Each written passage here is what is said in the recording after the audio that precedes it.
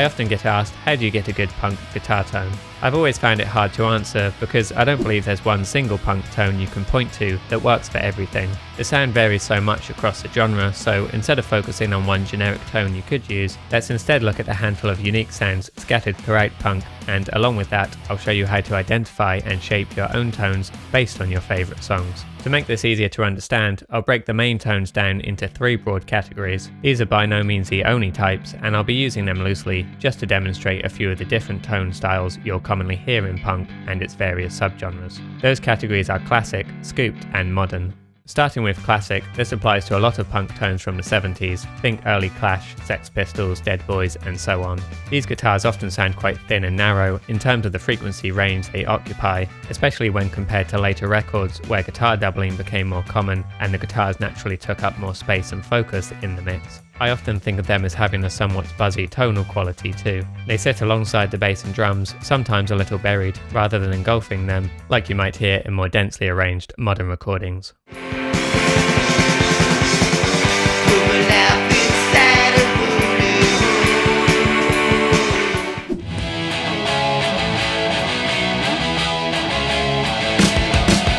It's also not uncommon for these tones to have a bit more ambience. That could come from a room mic alongside a close mic on the guitar cab, or simply by applying reverb after recording. A good example of this more roomy sound can be heard in the opening of Pretty Vacant.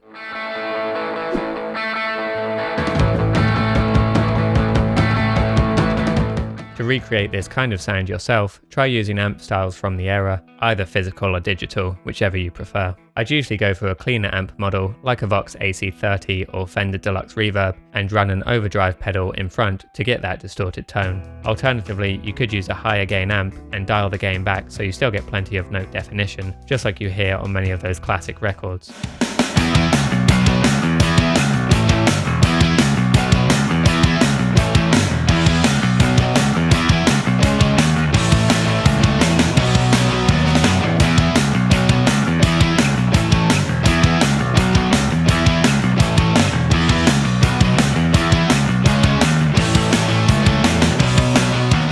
Scooped is how I describe a lot of punk and punk-adjacent guitar tones from the 90s and early 2000s. Think of the Ryan Green produced era of Fat Records as a prime example. These tones tend to have a more thrashy, almost metal-like character, with that distinctive scooped sound, largely due to the heavy use of amps like the 5150 and dual rectifier. No more waiting on them.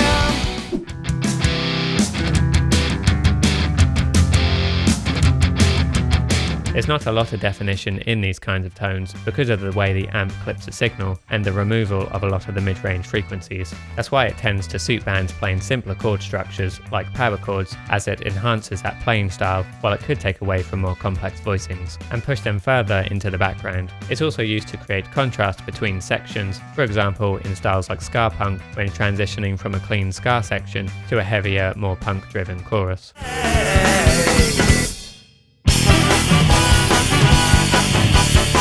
You'll also hear this kind of tone beyond just the Western punk scene, for example in a lot of South Korean punk from the same era.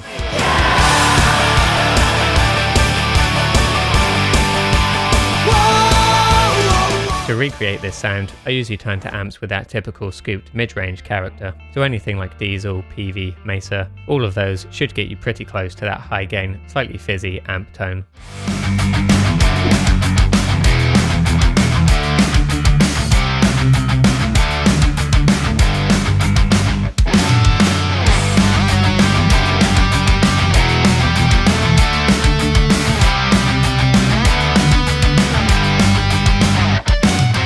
Modern is how I describe the cleaner approach to punk production. It doesn't necessarily refer only to bands from the last few years. I'd say the sound is quite prominent in J-punk and early post-punk to begin with, and more recently in later era Fat Records bands like Direct Hit and the Bomb Pops.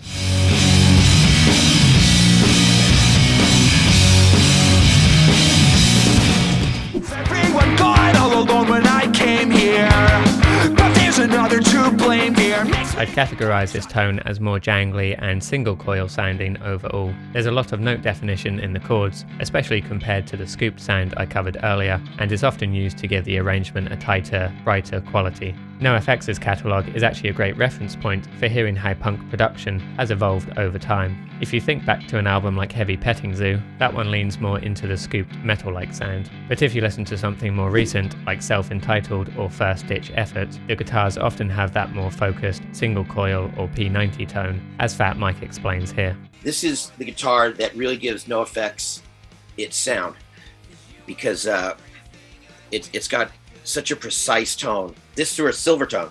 And a little secret that we do in the studio is these strings haven't been changed in months. I don't like to change strings on basses or guitars. Punk rock is, you know, it's not only the best style of music, but you play a lot of strange chords. People don't understand that, but the great bands are playing really cool chords. A lot of minors, a lot of sevenths, and playing Les Paul through a Marshall, you can't hear that shit. You can hear bar chords and power chords. But when I want to hear a minor, you know, you fucking hear it on this guitar more than any other guitar I've ever played. And when we're doing really fast riffs, especially two-string picking, there's no guitar. It sounds metal. You know, a Les Paul it sounds like you're in a metal band. To recreate this sound, I take a similar approach to the classic example, using a traditionally cleaner amp tone and an overdrive pedal in front, but this time paired with a single coil or P90 equipped guitar. I've also had good results with amp sims like Vintage Vibe, which can give you that crisp, crunchy sound that fits this style really well.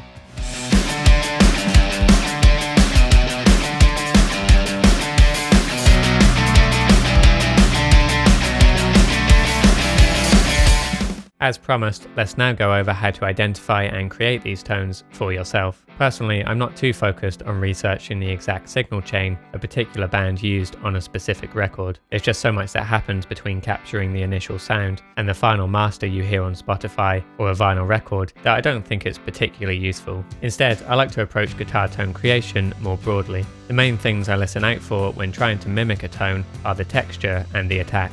By texture, I mean the overall sonic character of the guitar sound. Is it clean, dark, bright, warm, and so on? Identifying this first can help you place a tone into one of those 3 categories I just covered, or into one of your own if you feel those categories don't quite capture what you're hearing. You can also make use of mid-side tools like VX Solo to help get a more accurate picture of the tone you're referencing. Guitars are often panned out towards the sides of the mix, so using a tool like this to solo just the sides can give you a clearer idea of what the guitars actually sound like without the bass, lead vocals or drum shells obscuring too much. No matter how far I run, I always end up back here.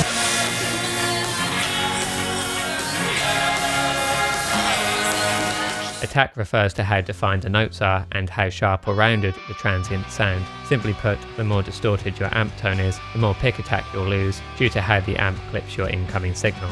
You might have seen this visually if you've ever recorded an amp signal alongside a DI track. The amp track, especially with a high gain tone, often looks flat or squared off, whereas the DI will have more visible peaks and valleys since it hasn't been processed. If you can clearly hear the note definition or pick attack in the guitar tone you're referencing, that gives you a good indication of how much gain you want to dial in. For instance, with the Number Girl track I showed earlier, while the tone is definitely distorted, you can still clearly make out each note in the chords. So if I were trying to recreate something similar, I'd use an amp style from the modern category and make sure not to overdo the gain, because that pick attack and note clarity are still very present in the original recording.